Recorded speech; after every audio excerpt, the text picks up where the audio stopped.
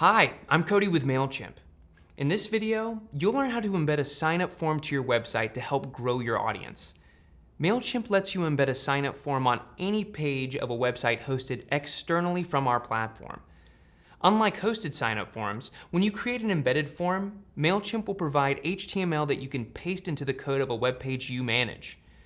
Today, I'm going to add an embedded form to my company's website so that I can begin collecting new subscribers. Ready to dive in with me? Let's get started. To generate an embedded form code, I'll navigate to the audience icon and click Sign Up Forms. In the Current Audience dropdown, I'll select the audience to work with, and then select Embedded Forms. Mailchimp's Form Builder offers four main types of forms: classic, condensed, horizontal, and unstyled. There's also an advanced form option, which allows developers to customize the look and feel of a form with CSS, hide fields, or use Mailchimp's powerful API to build a sign-up form from scratch. Today, I'll focus on the first four form types, since advanced forms are recommended for users familiar with custom coding.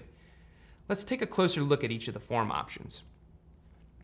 First, we have the classic form, which looks the most like the hosted Mailchimp sign-up form and offers more traditional form fields.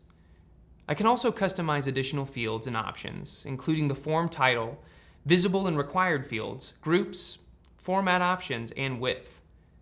The condensed form only includes an email address field, which can be great for the sidebar of a website. I can customize the title and width of the form, but to include more contact details or customization options, one of the other form options is recommended.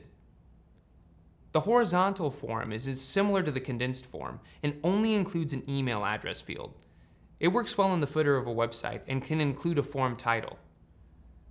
Similar to the classic form, but without CSS or JavaScript, the unstyled form allows greater control and flexibility.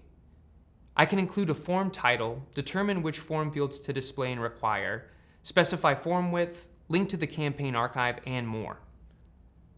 The classic form style works best for my website, so I'm going to come back to this tab and customize the form options.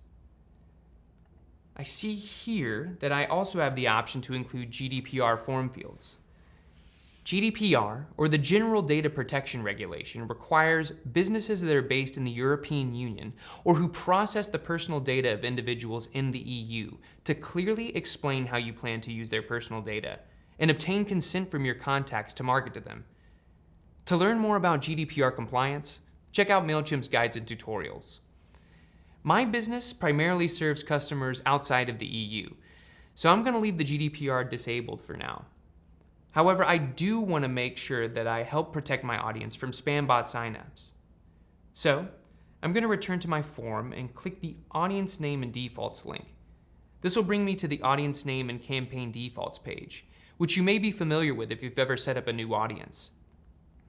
Under Form Settings, I'll select Enable Double Opt-in and Enable reCAPTCHA, just to help prevent bots from adding fake or malicious email addresses to my audience.